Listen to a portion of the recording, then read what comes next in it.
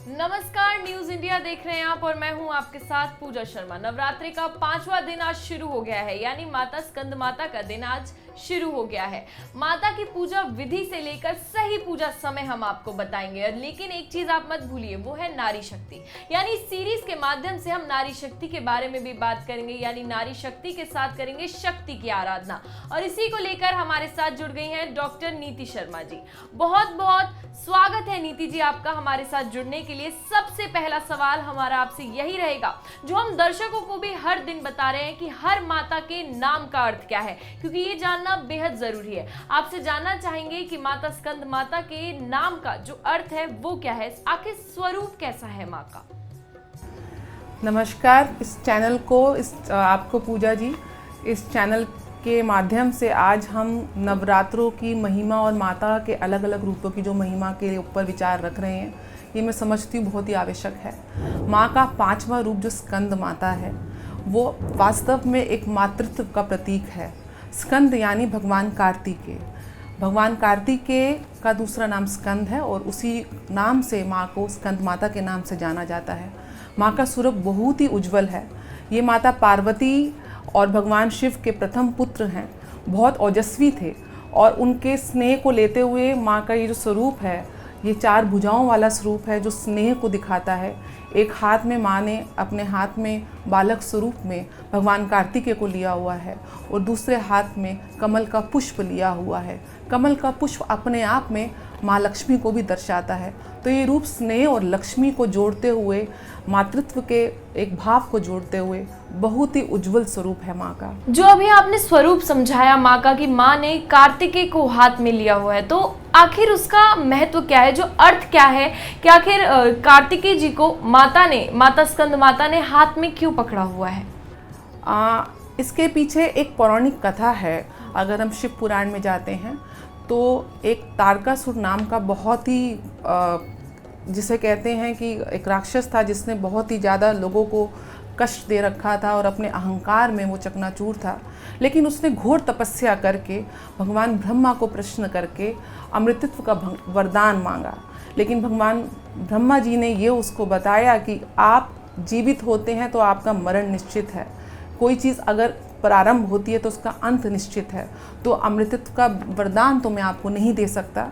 इस पर तारकासुर थोड़ा चतुर था, उसको भगवान शिव के बारे में पता था। उस समय भगवान शिव का परिवार नहीं था, तो वो जानते थे जब शिव का विवाह ही नहीं हुआ है तो संतान कहाँ से होगी। तो उसने ऐसा वरदान मांगा कि मेरा जो वध है वो सिर्फ और सिर्फ भगवान शिव के पुत्र कर सकते हैं। तो इस महिमा को देखते हुए हमको ये पता चलता है इस कथा के अनुसार कि भगवान कार्तिकेय और स्कंद का जन्म ही केवल तारकासुर यानी कि जो बुरी शक्तियाँ उसके विनाश के लिए हुआ था। और इसलिए इस माँ की पूजन के साथ आप माता के साथ साथ भगवान कार्तिकेय जी के बाल स्वरूप का भी पूजन करते हैं, तो कहीं ना कहीं ये आपको शक्ति भी प्रदान करता है, आपको बुराइयों से लड़ने की शक्ति देता है ताकि अच्छाई की जीत हो सके समाज में।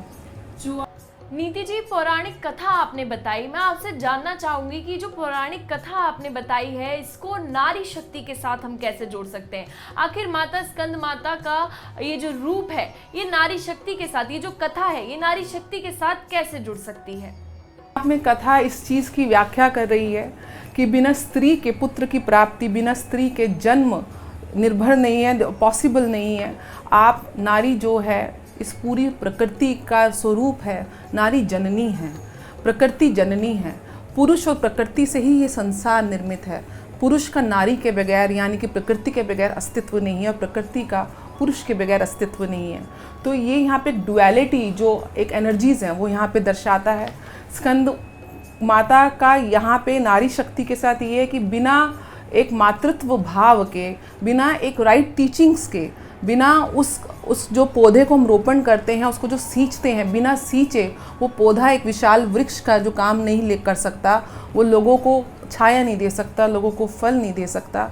तो यहाँ पे नारी शक्ति आपको पोषित करती है। आप बीज तो डाल सकते हैं लेकिन पोषण का काम केवल और केवल नारी शक्ति का है और आगे की क्रियाएं उसी से ही क्रियान्वित होती हैं। तो यहाँ पे नारी अपने आप में संपूर्ण सृष्टि को एक जिसे कहते हैं संतुलन बना के रखा हुआ है। मैं तो कई बार बोलती हूँ, हमारे शास्त्र में भी बोलते हैं, यत्र तत्र नारेस्तु पूज्यन्ते रमन्ते तत्र देवता। जहाँ जहाँ नारी का आराधना होती है, उसके प्रति एक स्नेह भाव होता है, उसके प्रति एक आदर भाव होता है, वहाँ साक्षात देवताओं का निवास होता है। और माँ के जितने भी हम स्वरूप हैं, आप देखिए माँ दुर्गा को जब हम उनका चिंतन करते हैं तो सभी पुरुष देवताओं ने उनको अपनी शक्तियों के द्वारा सुसज्जित किया था। नारी सारे ही पुरुषों की शक्तियों को सुसज्जित करके हमारा पोषण करती है, हमारी रक्षा करती है। आप काली का स्वरूप देखें, अभी आप आगे जब श्रृंखला में आगे बढ़ेंगे, माता काली का आप स्वरूप का वर्णन करेंगे तो वहाँ पे राक्षसों का दमन किया, बुराइयों का दमन किया।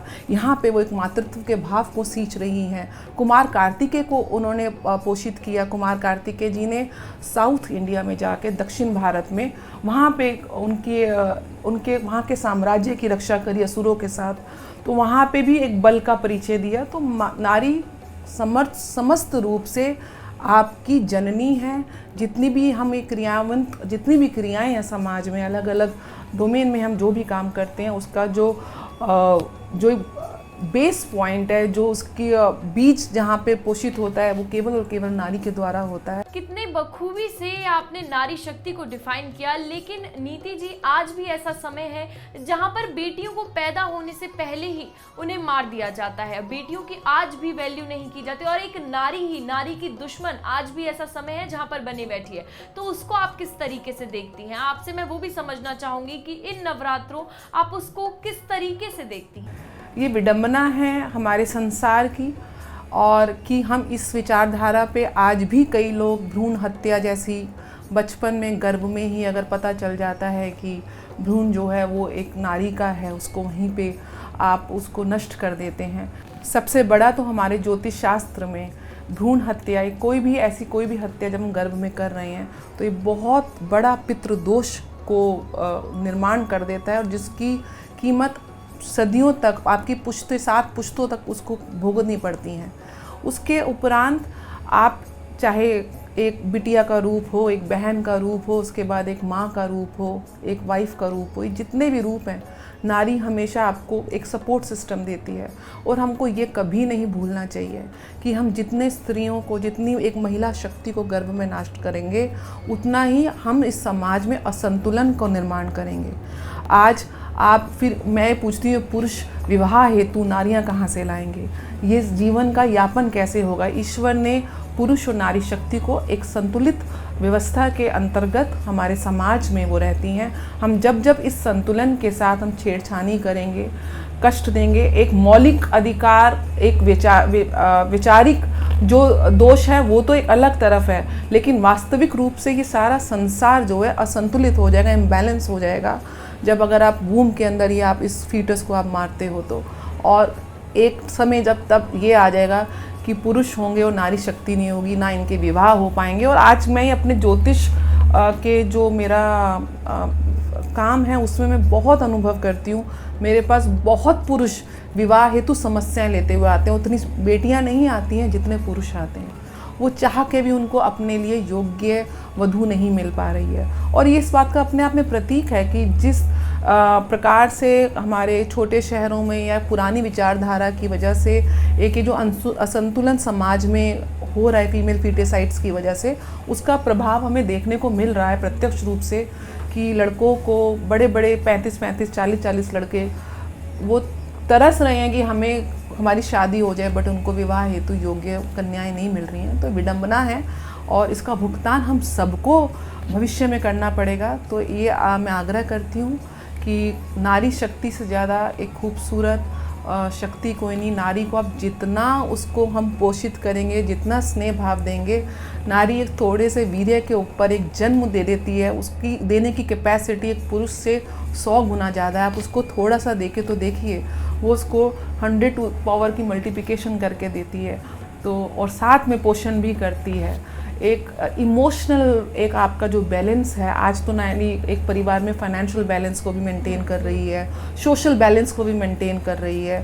आज पॉलिटिक्स में नारियाँ कहाँ तो नारी नहीं है। चंद्रमा तक जो हमारे एस्ट्रोनॉट्स हैं वहाँ पे भी नारियाँ हैं। हम मतलब कहाँ तो नहीं है, खेल के मैदान में, अंतरिक्ष में, जहाँ जहाँ नारी ने अपना वर्चस्व स्थापित किया है, अपनी योग्यता स्थापित करी है। तो मैं समझती हूँ इस ऊर्जा का हमको पूजन, आदर, सम्मान करना चाहिए, ताकि ये देश नहीं, ये पूरा विश्व एक उज्ज्वलता और एक सकारात्मकता की तरफ अग्रसर हो। बहुत खूब एक नारी के बारे में आपने समझाया कि एक नारी कितनी ज़रूरी है इस धरती पर। माता की भी बात करेंगे कि माता स्कंद माता की जो पूजा की थाली है, जो आरती की थाली है, आखिर उसमें दर्शक क्या क्या रखें, क्या सजाना चाहिए जिससे माँ प्रसन्न हो? देखिए, हर पूजा में कुछ बेसिक नॉर्म्स हैं जो हम सारी पूजाओं में करते हैं। नवरात्रों का दिन चल रहा है तो मैं चाहती हूँ कि आप सब अपने मंदिर में माँ का एक ऐसा चित्र लगाएं जिसमें माँ के 9 स्वरूप हों, अलग अलग की बजाय कि एक ही माँ की ओजस से, ओरा से निकलते हुए 9 स्वरूप की ऐसी कुछ छवि आपको मिल जाए, जो गूगल में आराम से मिल जाएगी, जिसमें स्कंद माता का भी चित्र होगा। उसको ध्यान रखते हुए आप रोली, मोली, चावल, पान के पत्ते, सुपारी, लौंग, इलायची, कुमकुम, इन सारी चीज़ों को इकट्ठा करें। पुष्पों को ज़रूर रखें। मिष्ठान के लिए कुछ मिठाई अवश्य रखें।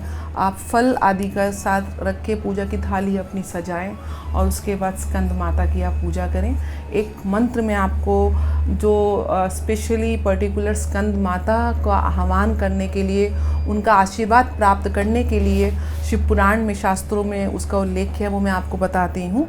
उसका आप 108 बार, अगर 108 बार नहीं, केवल 11 बार भी इस मंत्र का आप जाप करके माँ स्कंद माता का आह्वान करेंगे तो निश्चय रूप से आपके घर में, आपके परिवार में, आपके बच्चों के साथ, क्योंकि यहाँ पे एक मातृत्व का भाव है, आपके बच्चों के साथ आपके कोई भी अगर, या बच्चों के आपके साथ कोई भी क्लैशेस चल रहे हैं, कोई भी संबंध विच्छेद चल रहा है, तो वहाँ पे भी इस माता की पूजा से आपको आशीर्वाद प्राप्त होगा, वहाँ पे भी आपको रिलीफ मिलेगा।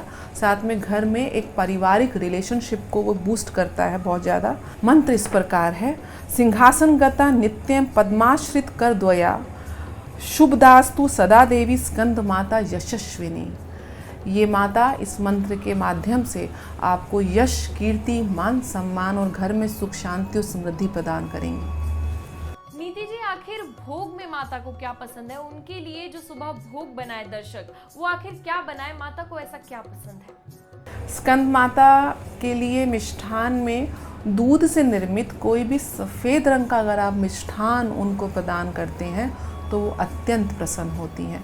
साथ में आप सूजी का हलवा भी बना सकते हैं या फिर खीर बना सकते हैं, क्योंकि खीर और चावल जो है वो माँ की अति प्रिय है।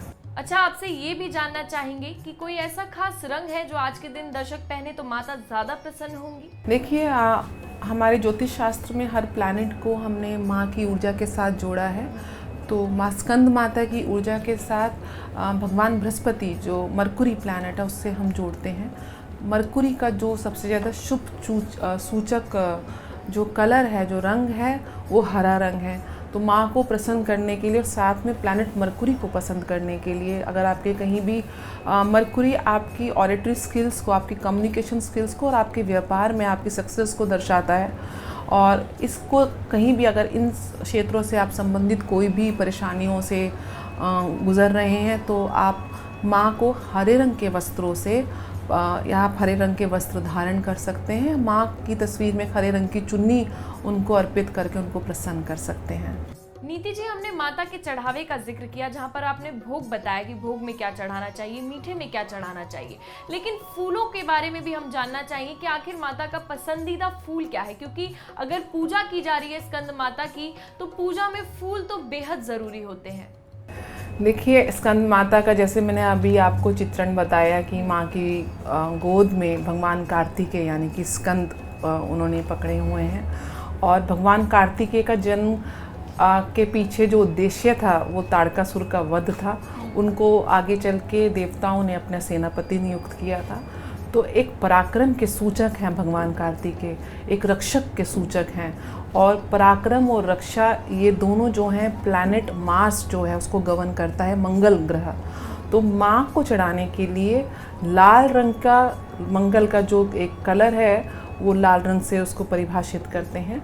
तो माँ को चढ़ाने के लिए लाल रंग का गुड़हेल का जो पुष्प है वो आप अर्पण करिए।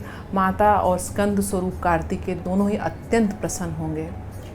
चलिए अब आखिरी सवाल मेरा आपसे रहेगा कि आखिर माता स्कंद माता की जिस तरीके से आपने विधि विधान समझाया, उस विधि विधान के साथ अगर पूजा की जाए तो फल क्या प्राप्त होता है? देखिए, हमारे शास्त्रों में जितनी भी गॉडेस और गॉडेसेस हैं, जितनी भी डाइटीज़ हैं, उनका जो चित्रण है, जो जैसे मैंने आपको अभी उसका व्याख्यान किया था, वो चित्रण अपने आप में उनके द्वारा क्या फल प्राप्त होते हैं, क्या आशीर्वाद प्राप्त होते हैं, उनका वो उल्लेख्य करता है।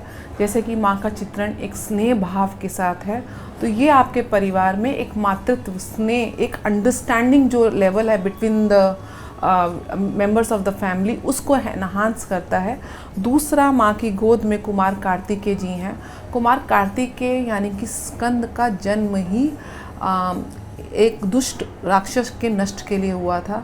तो यहाँ पे आपके जीवन में जितने भी कष्ट हैं, जितने भी दुष्प्रभाव हैं, उनका नाश करता है माँ का स्कंद रूप। जब आप उनकी आह्वान करते हैं, उनकी पूजा करते हैं। कुमार कार्तिकेय जी एक बल के, करेज के सूचक थे। मंगल तत्व था उनके अंदर, सेनापति थे देवताओं के। तो यहाँ पर आपको उनके पूजा के साथ आप स्वाभाविक रूप से उनके बाल स्वरूप की भी पूजा कर रहे हैं, स्कंद भगवान कार्तिकेय जी की, तो आपको जीवन में एक लड़ने की कौशलता देता है, आपको करेज देता है, आपको हिम्मत देता है कि आप अपने जितने भी नकारात्मक अपने पहलुओं से गुजर रहे हैं, उससे आप बलपूर्वक, शौर्यपूर्वक, बुद्धिपूर्वक आप उसका सामना कर पाएँ, उससे डील कर पाएँ उन प्रॉब्लम्स के साथ। साथ में माँ के हाथ में कमल का फूल सुसज्जित है।